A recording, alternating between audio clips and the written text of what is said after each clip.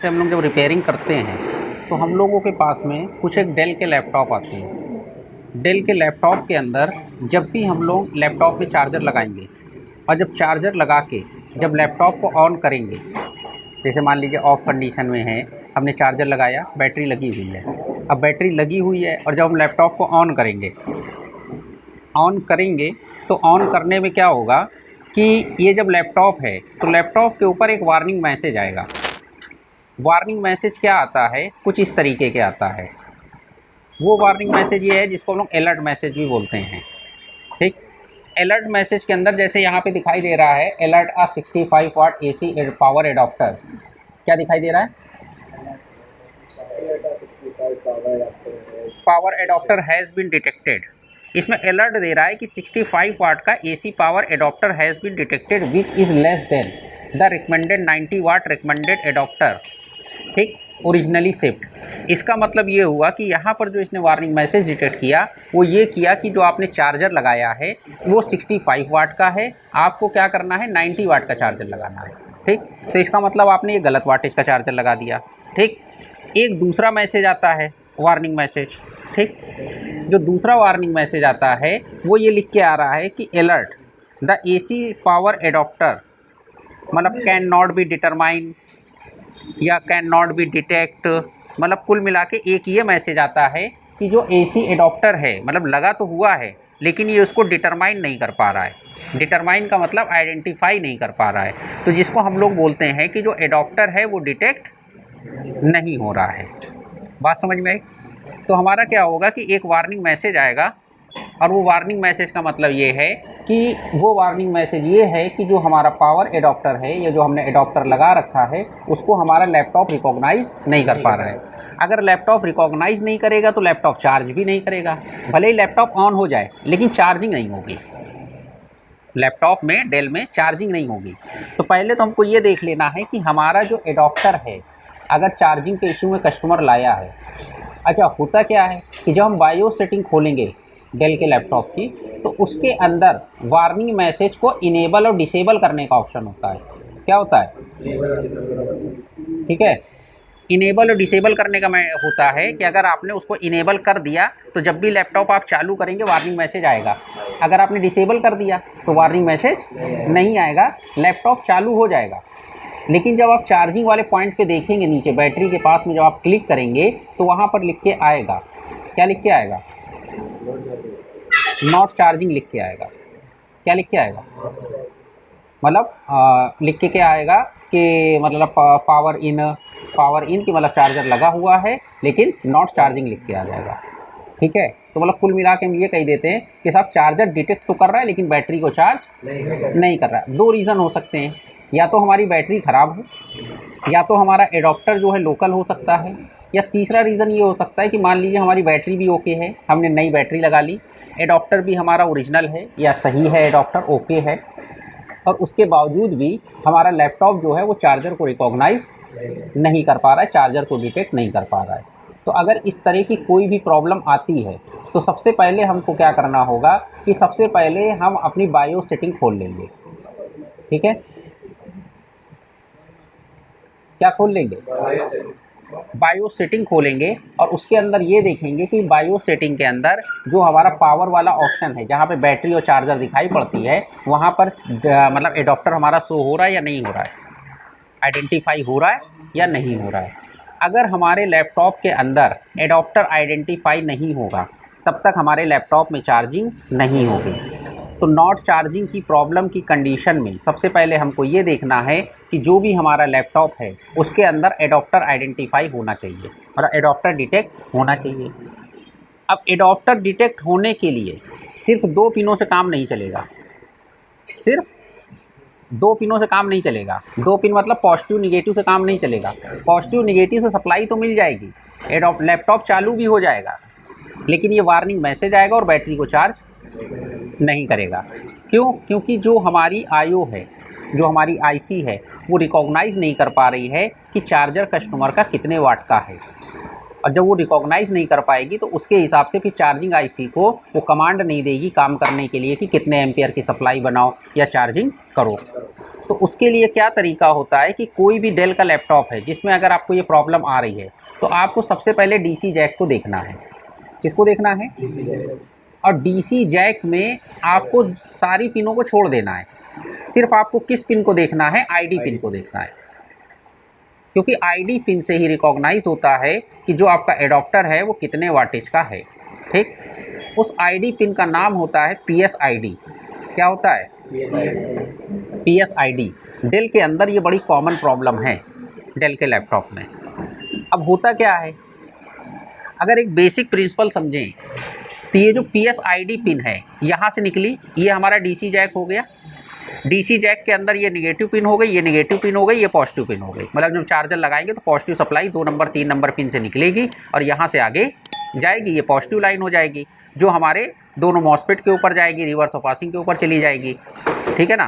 तो अभी हमें इस लाइन पे नहीं जाना है, हमको किस पे जाना है? या जहाँ पे डेटा लिखा है या पीएसआईडी लिखा है, इसका मतलब जो सेंटर पिन है आईडी पिन है, हमें इसको देखना है। ठीक, तो जब हम पीएसआईडी पिन को देखेंगे तो ये जो पीएसआईडी पिन है यहाँ सर ये निकली, यहाँ से ये जा रही है, यहाँ से ये लाइन है। अभी हम इस मॉसफेट को इग्नोर कर देते हैं, अब इसके क्या वर्किंग है अभी उसको बाद में डिस्कस करेंगे।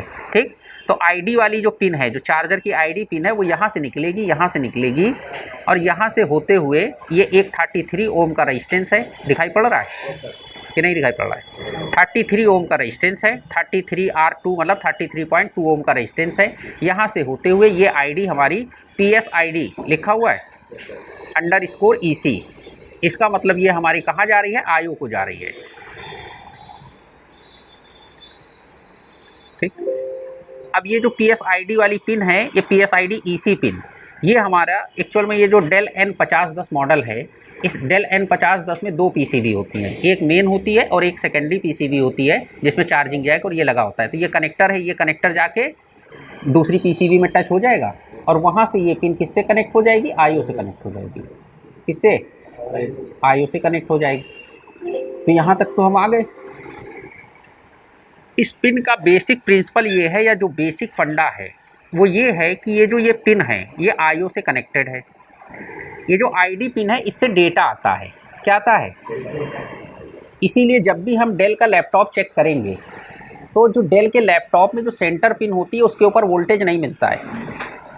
जैसे डेल का लैपटॉप है, कस्टमर लेके आया तो आपने चेक करना है कि वो वोल्ट चार्जर उसका सही है या नहीं सही है। तो आपने मल्टीमीटर की एक प्रॉप बाहर साइड में लगा दी, एक अंदर वाले घेरे में लगा ली, आपको 19 वोल्ट मिल गए। लेकिन अगर आप बीच वाली पिन पे लगाएंगे तो आपको वोल्टेज नहीं मिलेगा, जो आईडी पिन है। ठीक, अब उसी जगह पे अगर कस्टमर एचपी का चार्जर लाया, क्या लाया? एचपी के चार्जर में आप वो भी सेम वैसे ही चार्जर होता है। अब चारों तरफ किनारे के घेरे पे आपने जो किनारे का घेरा है वो तो निगेटिव हो गया, उसमें मल्टीमीटर की एक प्रॉब लगा ली, अंदर के सर्किल में एक प्रॉब लगा ली तो वहाँ पे 19 वोल्ट मिल गया। लेकिन अगर एचपी का लैपटॉप है तो जो बीच वाली सेंटर पिन होती है उस पर भी आपको वोल्टेज मिलेगा, उस पर भी आपको मतलब 19 वोल्ट से थोड़ा बहुत कम मिलेगा। लेकिन डेल में नहीं मिलता है वोल्टेज, क्योंकि डेल में क्या होता है कि चार्जर के अंदर से डेटा आता है। क्या आता है? ठीक, तो जब डेटा आता है तो उसको बोलते हैं पीएसआईडी पिन। तो ये आईडी पिन हो गई। तो जब ये आईडी पिन से यहाँ पे डेटा यहाँ से यहाँ जा रहा है, ठीक है, यहाँ पर कंपनी ने क्या किया? 3 वोल्ट का पुलअप लगा दिया। क्या कर दिया?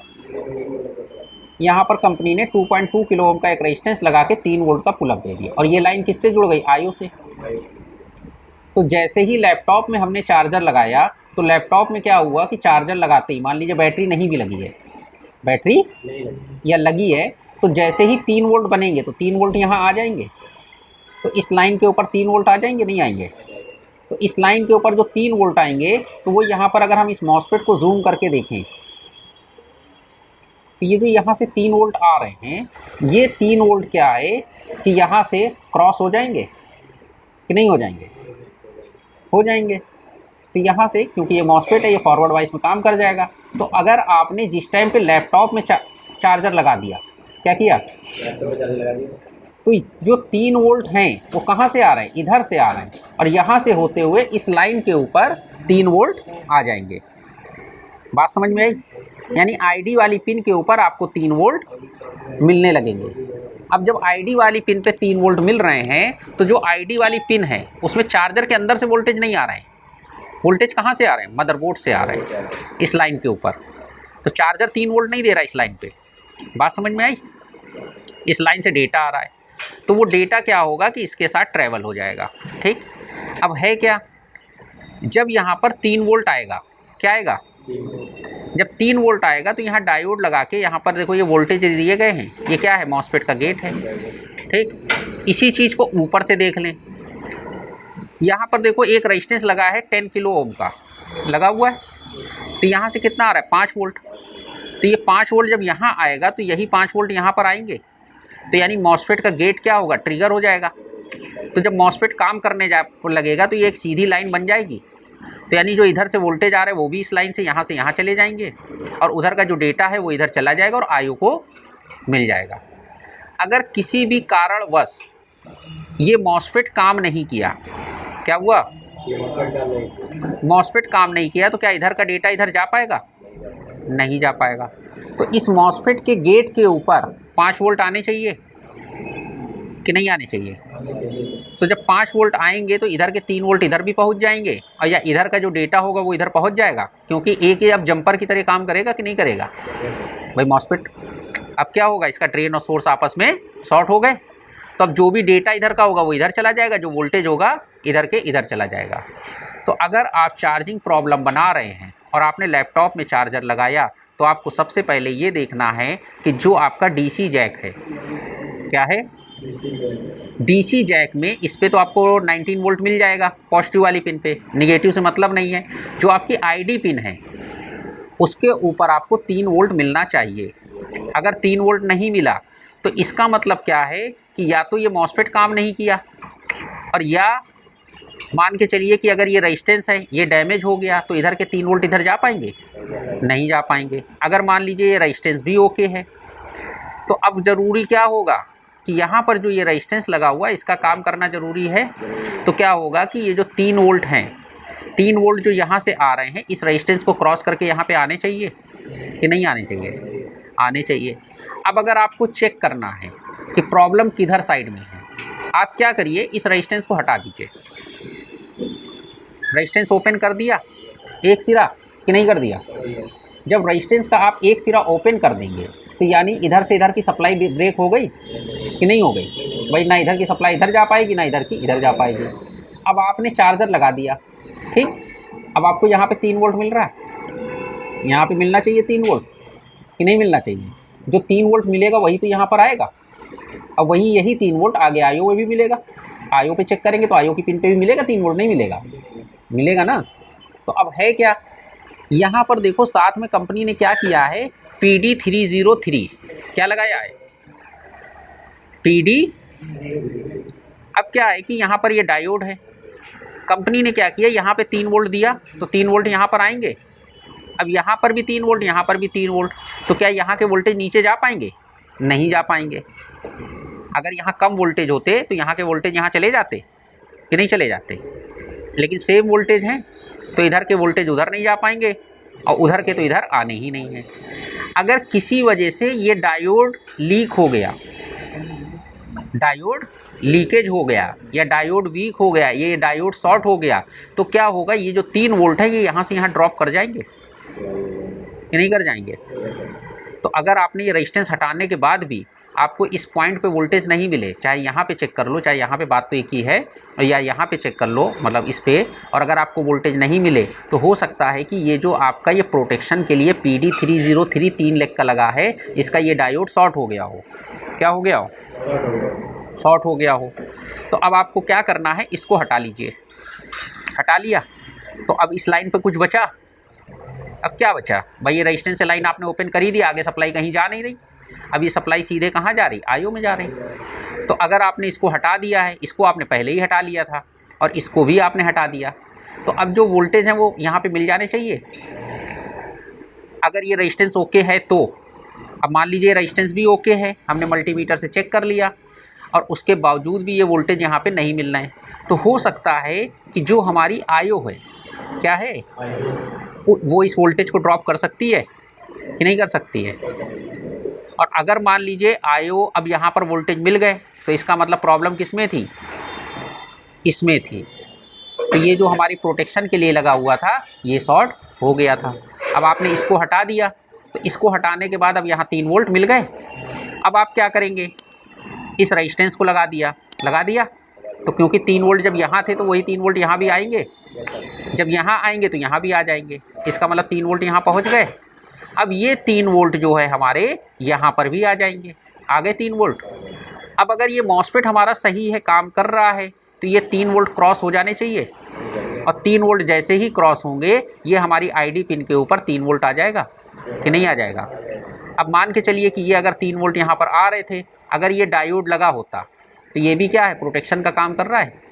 तो इसको तो कंपनी ने डीवाई कर दिया, इसका मतलब लगाया ही नहीं है, तो इसलिए इसको देखने की ज़रूरत नहीं है। और हमारे 3 वोल्ट जो है PSID पिन के ऊपर आ जाएंगे, और हमारी जो एडॉप्टर नॉट रिकॉग्नाइज वाली प्रॉब्लम थी और जो चार्जिंग वाली प्रॉब्लम थी वो सॉल्व हो जाएगी। अब एक चीज़ और समझ लीजिए, इसी सर्किट डायग्राम के साथ में कंपनी ने एक और सर्किट डायग्राम ऊपर ऐड किया है।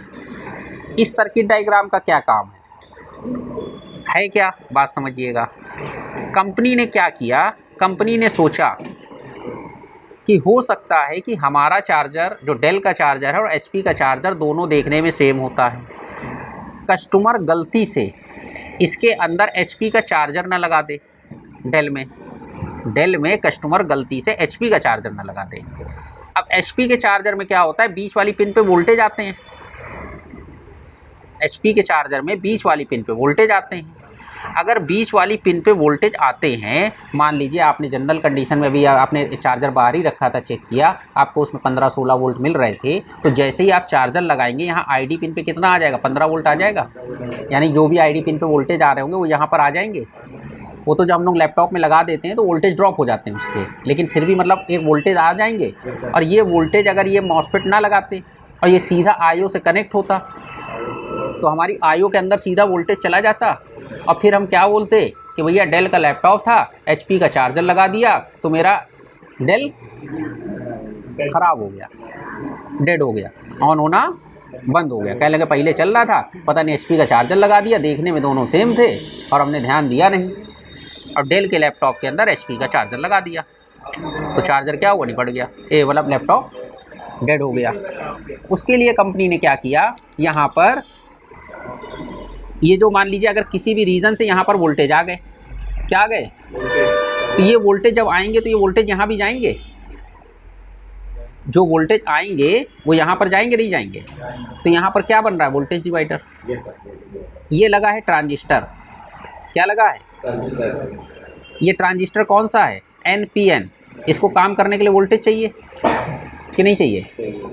जैसे ही वोल्टेज यहाँ पर आएंगे क्या होगा, वोल्टेज आएंगे ट्रांजिस्टर काम कर जाएगा, और जैसे ही ट्रांजिस्टर काम करेगा तो ये जो 5 वोल्ट वाली सप्लाई है जो यहाँ पर थी ये क्या हो जाएगी, ग्राउंड हो जाएगी, ग्राउंड।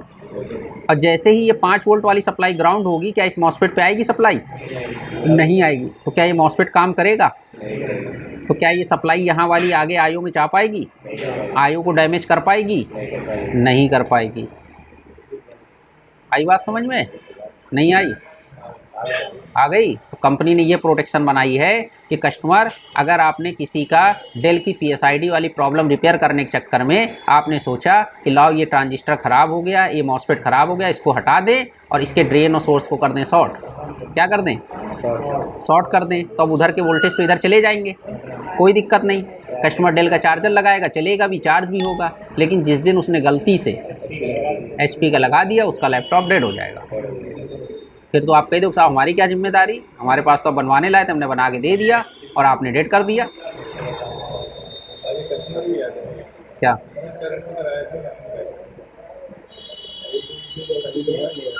तो अक्सर करके ये प्रॉब्लम जो है ये डेल के लैपटॉप में PSID की प्रॉब्लम आती है। कैसे चेक करना है, क्या क्या चीज़ें चेक करनी है, वो समझ में आ गया कि नहीं आ गया, आ गया। अब क्या है दूसरी चीज़, जैसे ही ये जो 5 वोल्ट हैं यहाँ से ये ग्राउंड होंगे तो इस पिन के ऊपर लो आ जाएगा, तो ये पिन जो है एक सिग्नल बना रही है, अगर यहाँ पे लो मिला तो ये हो सकता है कि हमारी आईओ को इन्फॉर्म कर रहा है कि साहब पीएसआईडी पिन डिसेबल, मतलब एक तरीके से वार्निंग मैसेज का। अगर यहाँ हाई रहेगा तो उसको मालूम है आईओ को, कोई दिक्कत वाली बात नहीं है। अगर यहाँ से लो मिल गया तो उसका मतलब उसको ये हो जाएगा, भैया तुम पीएसआईडी पिन पे ज़्यादा वोल्टेज आ गए थे या कुछ भी आ गया तो कोई दिक्कत थी, तो हमने पीएसआईडी पिन डिसेबल कर दी, तो आईओ भी अपने अंदर से डिसेबल कर देगी। बात समझ में आई कि नहीं आई? ये सर्किट किस लिए लगा है? एक्स्ट्रा प्रोटेक्शन के लिए। ठीक, अब इसी तरीके से ये जो 5 वोल्ट की सप्लाई है, इस लाइन की प्रोटेक्शन के लिए कंपनी यहाँ पर चाहे तो PD302 लगा सकती है, लेकिन यहाँ पर कंपनी ने DY लिख दिया, इसका मतलब ये लगाया नहीं है, ये प्रोटेक्शन नहीं लगाई है। बाकी केवल ये 5 वोल्ट का पुलअप दिया है जो इसके ऊपर आएगा और इसके गेट को ऑन कराएगा। भाई इधर से क्या होगा, इधर से 3 वोल्ट का पुलअप दिया हुआ है, क्या दिया हुआ है, तो ये लाइन क्या है, आईओ से जुड़ी हुई है, तो आईओ के ऊपर 3 वोल्ट पहुंच जाएगा और यही 3 वोल्ट यहाँ मॉसफेट के, ये एक रेजिस्टेंस के थ्रू, एक मॉसफेट के थ्रू होते हुए हमारी आईडी पिन के ऊपर पहुंच जाएंगे और हमारे लैपटॉप का जो डेटा है वो डेटा यहाँ से ये मॉसफेट से होते हुए हमारे आईओ पे पहुंच जाएगा और आईओ को बता देगा कि कस्टमर ने कितने वाट का चार्जर लगाया है। और आईओ जो हमारी रिकॉग्नाइज कर लेगी कि कितने वाट का चार्जर लगा हुआ है तो लैपटॉप को चार्ज भी करेगी। और जब तक बायोस सेटिंग के अंदर डेल का एडॉप्टर हमारा रिकॉग्नाइज नहीं होगा, क्या होगा, रिकॉग्नाइज नहीं होगा, आइडेंटिफाई नहीं होगा, तब तक हमारे लैपटॉप में चार्जिंग नहीं होगी।